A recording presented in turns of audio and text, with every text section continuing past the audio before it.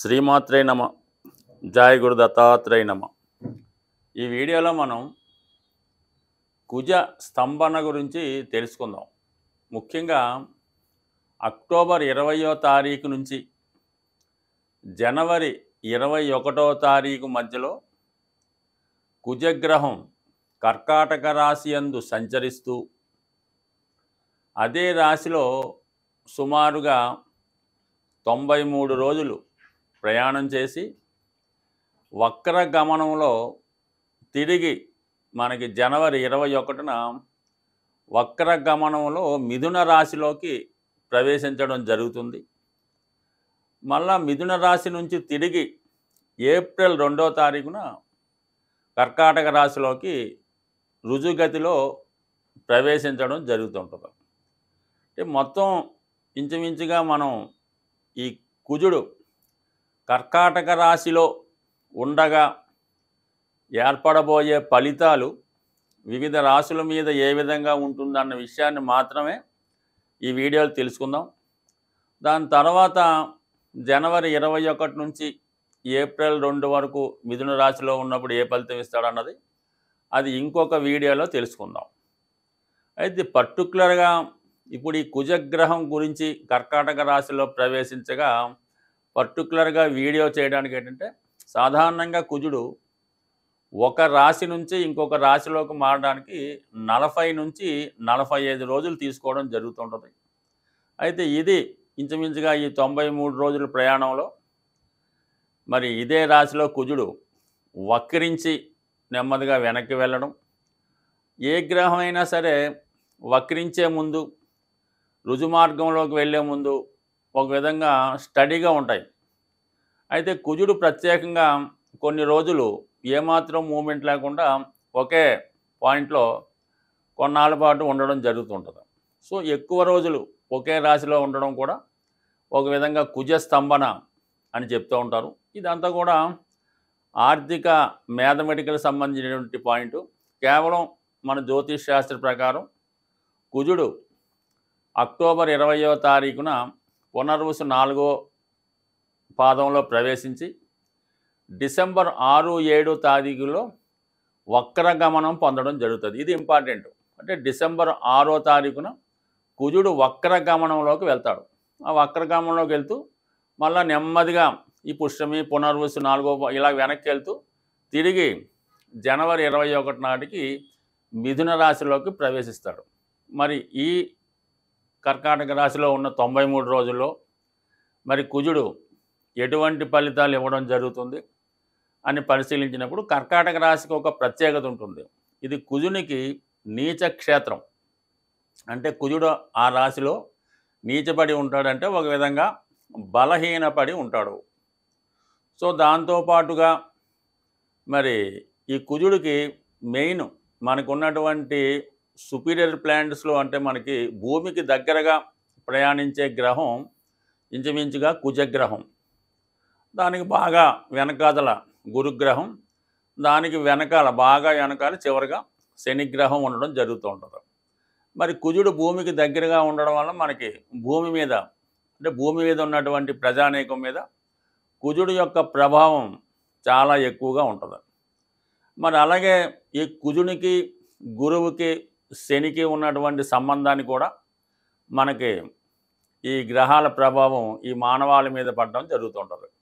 మరి ప్రస్తుతం కుజుడు కర్కాటక రాశిలో సంచరించగా శని అష్టమ స్థానంలో సంచరించడం అన్నది అంటే ఇద్దరికీ కూడా షష్టాష్టకాలు రావడం జరిగింది. అంటే కుజుడు కర్కాటక రాశిలో ఎన్ని రోజులు ప్రయాణించినా ఎవరికి అభ్యంతరం లేదు. కానీ శనికి 6వ స్థానంలో కుజుడికి శని అష్టమ స్థానంలో ప్రయాణించడం అన్నది చాలా వరకు జాతకుల మీద ఈ ప్రభావం చూపుతుంది. అలాగే దేశం యొక్క పరిస్థితులు కూడా చాలా వరకు ఎక్కువగా ఇబ్బందికర పరిస్థితులు దేశ పరిస్థితులు కూడా చాలా వరకు ఇబ్బందికరంగా ఉండే అవకాశం ఉంది. సో ఇది ఎక్కువగా మరి ప్రజా సమస్యలు, అలాగే పోలీసు వ్యవస్థ యొక్క స్ట్రగులు, అలాగే భూములకు సంబంధించిన విషయాల్లో ఇబ్బందులు ఇవన్నీ మరి ఈ గోచారరీత్యా జరుగుతుంటాయి. అయితే గురువుకి కుజునికి అర్ధకోణ దృష్టి ఏర్పడటం వల్ల చాలా వరకు కుజుడు మరి మంచి ఫలితాలు ఇవ్వడానికి కూడా కారణం అవుతూ ఉంటుంది. సో ఏదైనా మొత్తం మీద ఈ కుజుడు సంచరిస్తున్నటువంటి ఈ 90 రోజులు 93 రోజులు సుమారుగా, అంటే పంచాంగాన్ని బట్టి మరి వాళ్ళు పంచాంగకర్తలు వేసిన లెక్కలను బట్టి కొద్దిగా అటు ఇటు మారచ్చు. మనం తీసుకున్న పంచాంగం ప్రకారం ఈ 93 రోజుల్లో వివిధ రాశుల మీద కుజగ్రహ ప్రభావం ఏ విధంగా ఉండబోతుంది అన్న విషయాన్ని తెలుసుకుంటూ, చివరిగా మరి కుజగ్రహానికి ప్రస్తుతం జరుగుతున్నటువంటి సమస్యలకి ఏ విధమైన పరిహారం చేయాలన్నది కూడా ఈ వీడియో చివరిలో తెలుసుకునే ప్రయత్నం చేద్దాం. వృషభ రాశి వారికి కుజుడు సప్తమ వ్యయాధిపతి, అంటే ఒక విధంగా పాపగ్రహం. పాపగ్రహాలు బలహీనంగా ఉంటేనే మంచిదని శాస్త్ర ప్రవచనం. మరి కుజుడు తృతీయ స్థానంలో నీచ స్థితి పొందడం జరిగింది. మరి ఈ కారణం వల్ల జాతకుడికి, వృషభ రాశి వారికి మరి 3వ స్థానం అన్నది విక్రమ స్థానం కాబట్టి జాతకుడు ధైర్యంగా ముందుకు వెళ్ళగలుగుతాడు. ఏ కార్యక్రమం అయినా మరి సాధారణంగా సక్సెస్గా సాధించుకునే అవకాశం ఉంది. అయితే ఇప్పుడు ఏమైందంటే, దశమ స్థానంలో ఉన్నటువంటి శనితో 3వ భావంలో ఉన్నటువంటి గ్రహం షష్టాష్టక స్థితి రావడం వల్ల, అంటే వ్యయాధిపతి దశమాధిపతి మధ్యన ఇటువంటి 6-8 పొజిషను మరి ఈ అక్టోబర్ 20 నుంచి జనవరి 21 మధ్యలో జాతకుడికి ఉద్యోగ విషయంలో ప్రమాదాన్ని చూపిస్తుంది. ఏదో కారణం వల్ల జాతకుడు ఉద్యోగం మారవలసి రావచ్చు, ఉన్నదాన్ని విడిచిపెట్టి రావచ్చు, లేదా తను చేస్తున్నటువంటి వృత్తిని వేరే మార్గంలో మారే అవకాశం ఉంది. మొత్తం మీద ఏంటంటే వృత్తిలో తప్పనిసరి మార్పులు వచ్చే అవకాశం ఉన్నది. వృత్తిలో ఇబ్బందులు ఎదుర్కోవచ్చు. ఈ విషయంలో ముఖ్యంగా వృషభ రాశి వారు జాగ్రత్త పడవలసి ఉంటుంది.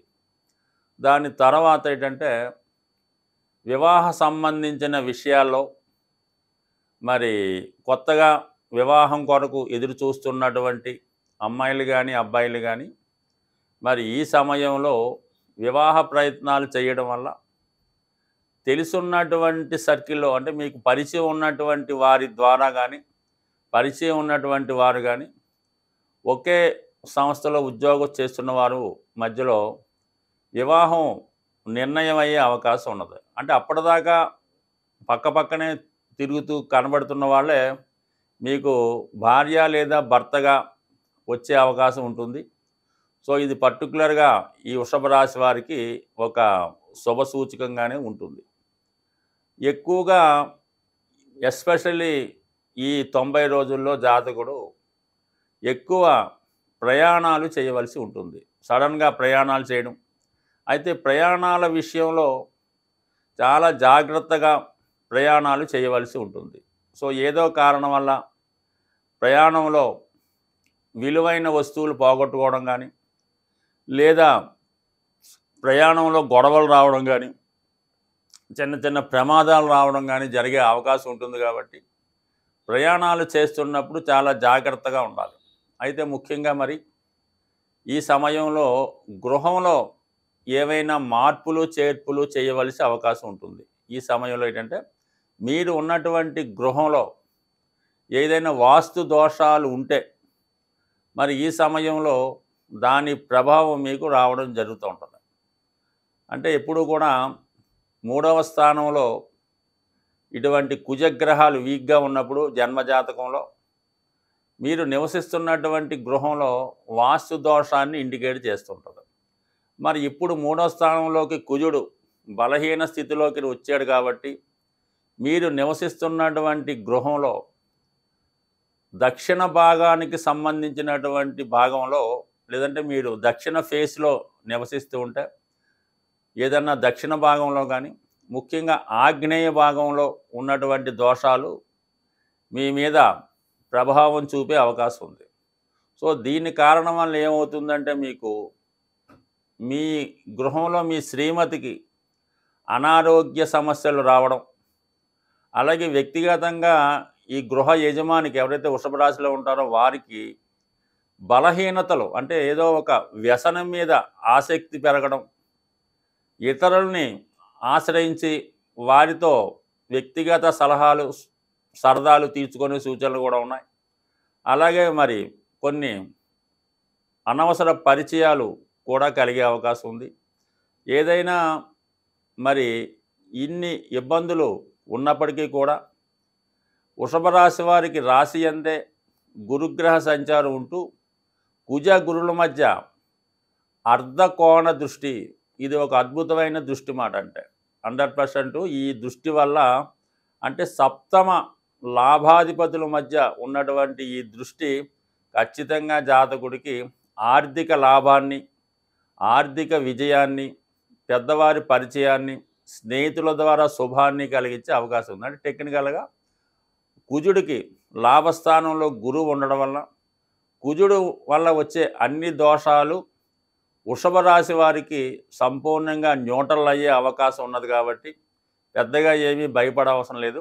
అయితే వృత్తి సంబంధించిన విషయాల్లో, ఉద్యోగ విషయాల్లో టేక్ ఇట్ ఈజీగా కాకుండా జాగ్రత్తగా వ్యవహరిస్తే ఎటువంటి ఇబ్బందులు లేకుండా సజావుగా ఈ 90 రోజులు సాగిపోయే అవకాశం ఉంటుంది. ఎవరి జాతకంలోనైనా వాడు ఖచ్చితంగా ఉద్యోగంలో అభివృద్ధి చెందాలన్నా, వ్యవసాయ వ్యాపారాల్లో పోటీని ఎదుర్కొని నిలబడాలన్నా, ఒక సాధారణ స్థాయిలో జీవనాన్ని ప్రారంభించి ఉన్నత స్థాయికి ఎదగాలంటే కుజగ్రహ అనుగ్రహం తప్పనిసరిగా ఉండాలన్నమాట. సో అందువలన కుజుని యొక్క అనుగ్రహం కోసం మరి 2 విధాలుగా మనం కుజుని యొక్క అనుగ్రహం పొందడం వచ్చు. ఒకటి ఏంటంటే సుబ్రహ్మణ్య స్వామి ఆరాధన. మంగళవారం ఎప్పుడన్నా సరే కుజుడికి మంగళవారం నాడే పరిహారం చేయడం వలన అది కలిసి వస్తుంది. మరి మంగళవారం రోజు ఒక 8 మంగళవారాలు సుబ్రహ్మణ్య స్వామికి బెల్లం పానకంతో అభిషేకం చేయడం వల్ల ఖచ్చితంగా కుజుని యొక్క పరిహారం జరుగుతుంది. మరి ఇంకా ఎక్కువ ఇబ్బందులు ఉన్నాయి అనుకున్నవారు కుజుని యొక్క అనుగ్రహం కోసం మరి కుజగ్రహ జపం, కుజగ్రహ హోమం చేయవలసి ఉంటుంది. అలాగే సుబ్రహ్మణ్య స్వామి, అంటే మనకి కృత్తికా నక్షత్రం వచ్చిన రోజు సుబ్రహ్మణ్య స్వామి కంటే, కృత్తికా నక్షత్రం అనేది అగ్ని నక్షత్రం, దానికి అగ్ని అధిదేవత. ఆ రోజు సుబ్రహ్మణ్య స్వామి వారి విగ్రహానికి ఆలయంలో పాలతో అభిషేకం చేయడం వల్ల ఖచ్చితంగా కుజునికి సంబంధించినటువంటి సమస్త దోషాలు పరిహారం అయ్యే అవకాశం ఉన్నది. అది ఒక విధంగా మనకి ఒక గ్రంథంలో బాగా మండుతున్నటువంటి నిప్పులని పాలతో ఆర్పడం వల్ల కుజదోషం లాంటిది పరిహారం అవుతుందని. అంటే కుజుడు అగ్నితత్వ గ్రహం. మరి ప్రస్తుతం కుజుడు కర్కాటక రాశి అనే పాల సముద్రంలో సంచరిస్తున్నాడు. అందువల్ల మరి మంటల్ని, అంటే నిప్పుల్ని ఇది పాలతో ఆర్పడం వల్ల మరి కుజుడు శాంతించే అవకాశం ఉంటుంది. సో అలాగే మరి హనుమాన్ శక్తికి కారకుడు. ఒక విధంగా కుజగ్రహానికి సాక్షాత్ స్వరూపమైనటువంటి హనుమంతుడు హనుమాన్ చాలీసా పారాయణ చేయడం వల్ల, మంగళవారం రోజు హనుమాన్ ఆలయంలో తమలపాకులు మాల స్వామికి అలంకరించాలి. అంటే ఏ విధంగా అలంకరించాలి? 108 తమలపాకులు, లెక్కతో సంబంధం లేదు, దండ ఎంత మీరు చేయగలిగితే ప్రతి ఆకు మీద సింధూరంతో శ్రీరామ అని రాసి దాన్ని మాలగా తయారు చేసి మరి ఆంజనేయ స్వామికి హారంగా సమర్పించడం వల్ల మరి స్వామికి అనుగ్రహం లభిస్తుంది. మరి ఇంకా చాలా చిట్కా రెమెడీ లాంటిది ఏంటంటే, మరి చిన్ని కృష్ణుడికి, అంటే కృష్ణ దేవాలయంలో కృష్ణుడికి వెన్న నైవేద్యంగా పెట్టడం వల్ల 100% కుజదోష పరిహారాలు, అంటే కుజదోష పరిహారం లేదు, కుజుడు దోషం అంటే కుజుడు పరిహారం చేసుకోవడం వల్ల కుజదోషం, అది పెళ్ళికి సంబంధించింది కుజదోషమే కాదు. ఒక జాతకుడు చెడు అలవాట్లు ఉన్నా వాడికి కుజదోషం ఉన్నట్టే. రోజు మందు తాగుతున్నాడు, కుజదోషం ఉన్నట్టే. ఊరికి అందరినీ ఏడిపిస్తున్నాడు, అమ్మాయిని ఈవిటేజింగ్ చేస్తున్నాడు, చైన్ స్నాకింగ్ చేస్తున్నాడు, అది కూడా కుజదోషమే. పిక్ పాకెట్ చేస్తున్నాడు, కుజదోషమే. ఇంట్లో డబ్బులు పట్టుకుపోతున్నాడు, కుజదోషమే. అందువల్ల కేవలం వివాహానికి సంబంధించింది కాదు, ఈ కుజదోషం ఉన్నవాళ్ళు ఇటువంటి పనులు చేస్తూ ఉంటారు. అంటే ఏదైతే పోలీసు వాడు పట్టుకుంటే జైల్లో వేస్తారో అవన్నీ కూడా, ఆ నేరాలన్నీ కూడా కుజదోషానికి సంబంధించినవే. కాబట్టి మరి ఈ కుజదోషం ఉన్నవాళ్ళు ఈ విధమైన పరిహారం చేయడం వల్ల ఇంకా బాగా, అంటే రోజు ఒక 8 రౌండ్లు గ్రౌండ్లో స్పీడ్గా మరి పరిగెత్తడం వల్ల కూడా కుజదోషం పరిహారం అయ్యే అవకాశం ఉంది. స్వస్తి.